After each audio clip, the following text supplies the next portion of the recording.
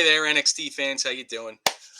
Here's my review for NXT from Tuesday, February 7th, 2023. Let's get into it. So right off the bat, Zoe Stark defeats Sol Ruka. This was actually a very fun match to watch. So at times the crowd seemed a little tired, maybe a little out of it. I'm not sure if that's because, Zoe Starks is a heel going up against Sol Ruka. Ruka didn't get a ton of offense, but she still looked good. Her athleticism is off the charts. A lot of moves in this match she made look real simple that I guarantee you are not simple. Uh, the finisher that she has, too, the soul catcher, beautiful. Unfortunately, she doesn't get to use it here until the very end when the match is already over. Zoe defeats her. It's a short match, not too bad. These two are going to look pretty good coming up. After the match, Zoe tries another beatdown. Unfortunately, doesn't work out too well for her, and Sol Ruka hits the Soul Snatcher. I have to say, I think Sol Ruka is going to be another Charlotte Flair type, very athletic. She's got a good build. She's pretty tall, blonde girl. It seems like that's kind of the look that they like anymore, anyway. So I think she's a future superstar. Moving on, the next, if you want to call it a match, Dabba-Kato versus Dante Chen. They might as well nickname him the Sacrificial Lamb. Unwritten rule: if you don't get an entrance, on TV, you're not winning the match. That's just the unwritten rule at this point. So not much to really say here. I mean, as expected, Dabba-Kato, a big dominant. Dante Chen got in some offense, but he really never posed any kind of threat. Now, I said for my review for NXT Vengeance Day, Dabba-Kato he's a big guy. He moves well. His finisher looks real strong. It's funny because when I see a guy go to the mat like that, to me it doesn't look quite as strong, but he makes it look very good. So I think he's got a bright future. Uh, I also like at the end when he's making his comments on what happened between him and Apollo Crews at Vengeance Day, where he attacked him after the match. I like that they kept it short and sweet. Don't overexpose him if he's not super comfortable on the mic. It's a great job by the producers on that one. All right, moving on. We have Isla Dawn defeats Tatum Paxley. Both women have a lot of talent. It was a pretty good match. They looked a little off at times. Nothing crazy, but you could see the steady development from both of them. They're both getting more comfortable in the ring, getting more comfortable with their characters. So, in a few months, I think they're both going to look much better because you can see the comfort level develop. You know, the finish for Dawn, it could use a little bit of work. Still look good, but it could use a little bit of work. Paxley gets saved at the end from a beatdown after the match is over by Diamond Mine's Ivy Nile. So I'm kind of curious to see how this story develops with Diamond Mine because I'm not sure where Paxley stands. Moving on, we have Carmelo Hayes. Mello is money. Defeats JD McDonough. Beginning of the show, Mello was challenged to a match by McDonough right before Mello had the chance to challenge Braun Breaker. You know it's coming, but I'm guessing that they're going to hold it off as long as they can just to make it look special. So during Vengeance Day, Mello swept Cruz 2-0. He made it look good. I'm not going to say it looked simple. It didn't look simple, but he was pretty dominant in that match. So I thought they were going to go right into the challenge, and I thought Braun was going to come out, but they held off on that.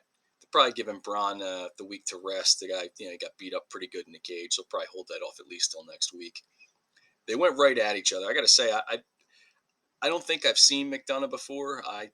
Unfortunately, I don't catch NXT all the time, and I didn't get to watch the NXT Europe.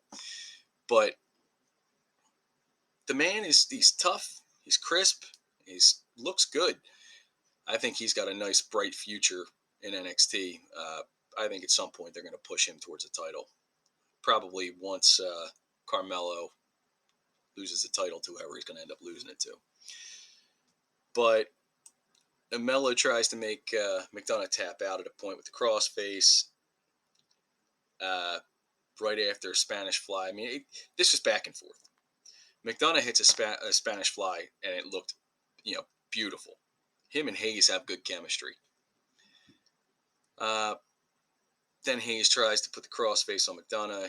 McDonough won't tap out. Tough man, but it, how do I describe this? Carmelo Hayes makes everything seem so just simple. It was a fast-paced match, put on a great show. In the end, Melo gets the win. And then after Melo gets the win, here comes Ilya Dragunov. I am so happy to see Ilya Dragunov back. I love this guy.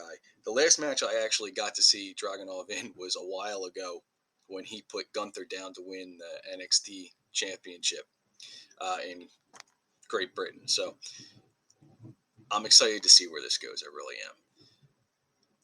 Dragunov, he chased McDonough out of the ring. From what I was to understand, McDonough put him out of action. So I'm excited to see where that goes. I just like seeing Dragunov. I'm I'm I'm pretty comfortable thinking that Dragunov is going to be a champ again very soon. So moving on, we got Lyra Valkyria and Valentina Feroz. I didn't know much about these two going into the match. Valkyria had a real nice spot where she caught Feroz, and then Feroz put the guillotine choke on the Valkyria, but Valkyria reverses again into a Northern Lights suplex. They kept the action moving pretty good. They looked comfortable. Finish was a little bit off, but the right person wins here. A little bit of drama, with Feroz at the end. Will she be a face or is she going to be a heel in a couple months? It's going to be a wait and see process to see if the angel or the devil has more of an influence. It's a nice little dynamic they have playing off though. Next match, I think was my favorite match of the night. It's Channing Stax Lorenzo against Odyssey Jones. I haven't seen Odyssey Jones in a little bit. I remember watching him when he first started on NXT TV. Reminds me a lot build wise of Mark Henry. I don't think he's got the same strength that Mark Henry has. Mark Henry, for anybody who doesn't know, is a freak of nature. I remember watching him do some of his feats of strength on the main roster. Absolutely incredible how strong he was. But he was also a world's, I believe he competed in the Olympics in the strongman competition. So really, really neat seeing these two. Their dynamic back and forth wasn't perfect, but they looked real comfortable in the ring. Odyssey Jones, I would love to see him get a real push. I guess they're setting up Lorenzo, to move forward, and Jones was just kind of the guy in the way tonight, unfortunately. But Stax absorbs a lot of punishment here. Jones uses his size, puts him down a few times. But Stax, he hits a clutch DDT to stagger him, and it's kind of funny. The running knee spike, it looks good and it looks bad because during the setup and the way he's going at him, it looks like it's going to have a ton of pop, and as he hits him, it just kind of looks flat. It's an interesting idea for a finish, which I like, but at some point, I think they're going to have to do a little something to it to freshen it. Not even freshen it up because it's not something I've seen a lot of, but to give it a little bit more pop to it, give it a little bit more oomph behind it. But you get a big win for Stax here, and he's going to be moving on to bigger and better things soon enough. I'm curious to see what they're going to do with Lorenzo down the line. I'm sorry, with Jones down the line. I'm a little upset that he hasn't gotten a real push yet, but maybe he's just maybe he's still getting used to being in the ring and being around the crowds and everything. But he has a bright future. He really does, and I love the positivity that he has about him. So finally, we come to Pretty Deadly beating Chase U.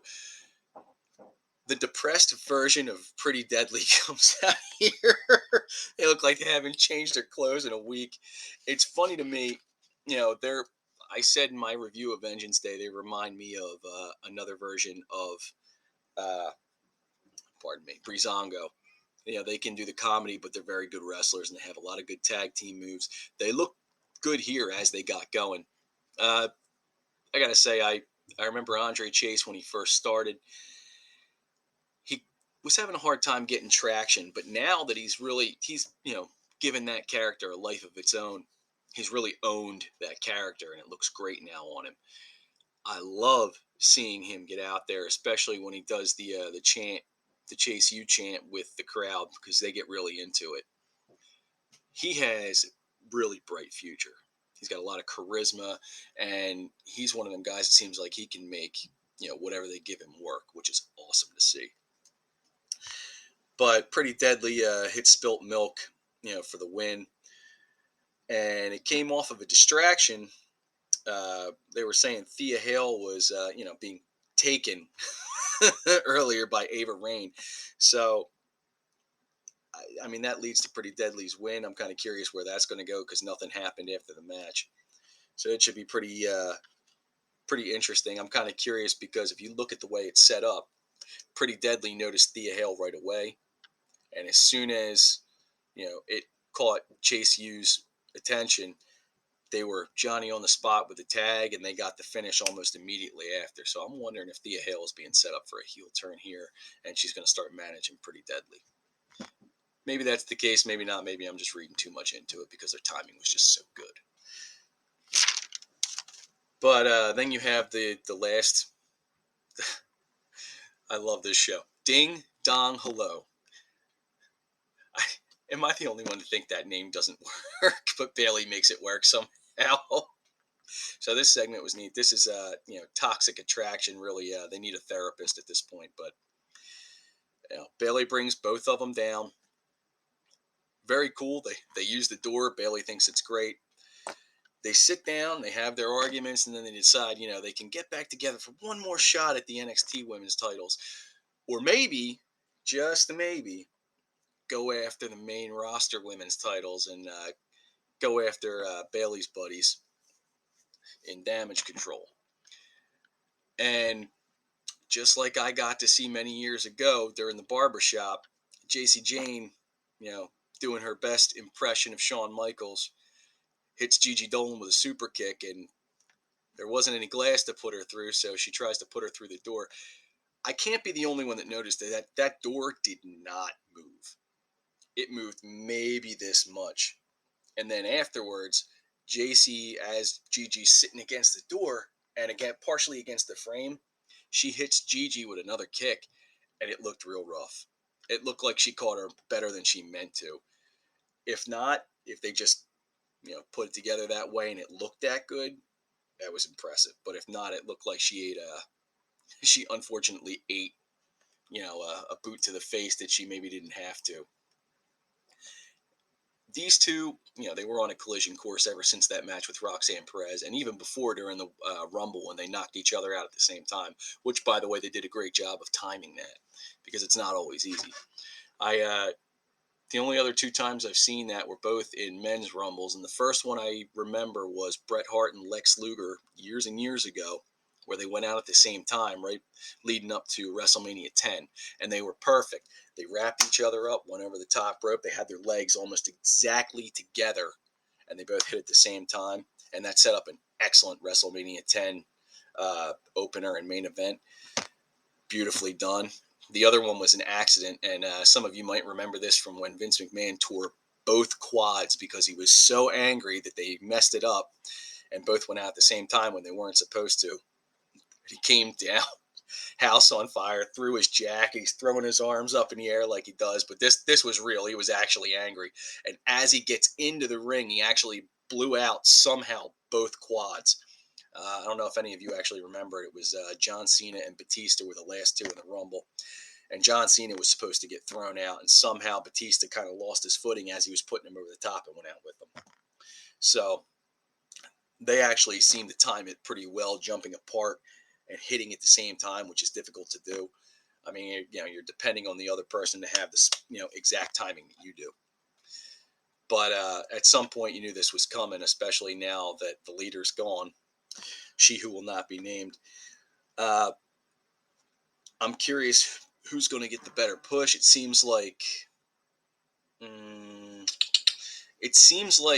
JC Jane is their main focus, but Gigi has a lot of upside too. So I guess at some point we're going to see where they go with this. I honestly think that Gigi has the more upside, but I could be wrong about that. That's going to take some time to really figure out. Now next week we have a couple upcoming matches. We have at least possibly it looks like Hank Walker with Drew Gulak in his corner against Charlie Dempsey. We have a North American Championship Open Challenge. There were a few people on this show saying they want a challenge for it with Wesley. Let's see who steps up to take him on after a great showing at Vengeance Day when he beat Drew Dijak. Let's see here. Braun Breaker returns. I'm curious to see what he's going to say, if he's going to challenge Mello, because obviously he saw him out there eyeing him up after Vengeance Day when he was on top of the cage. And I'm sure he heard the promo this week, when he was about to mention his name before he was interrupted by TJ McDonough. And we also have, I guess you'd call it a special tag team match. The women's champ, Roxanne Perez and Miko Satomura, get together against Caden Carter and Katana Chance, the former NXT women's champs, who look like they're making a little bit of a heel turn here. I guess maybe they'll be tweeners for a little bit and then be full-blown heels. Maybe they'll attack them after a match. Who knows?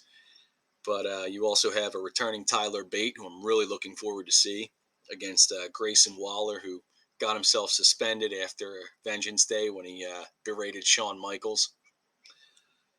And I'm sure you'll get a promo from JC Jane explaining her actions, which I'm pretty sure we can all figure out what that's about. She wants to be, the one, and she doesn't want to share the spotlight with Gigi Dolan. But, it should be a fun week next week, and I'm looking forward to seeing what they do. But that's all for now. I got to say, this is so far, it's been an adventure. It's been tough getting the videos out because I've had some stuff going on at home that I've had to take care of. So things are coming out a little bit later than I'd like them to.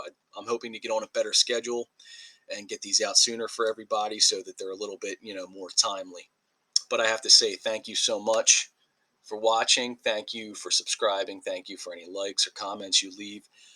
I cannot tell you how grateful I am for every bit of feedback I get. And I hope that you all have a great week. I love you, and I hope everything in your life is blessed. You take care. I'll talk to you soon. Later.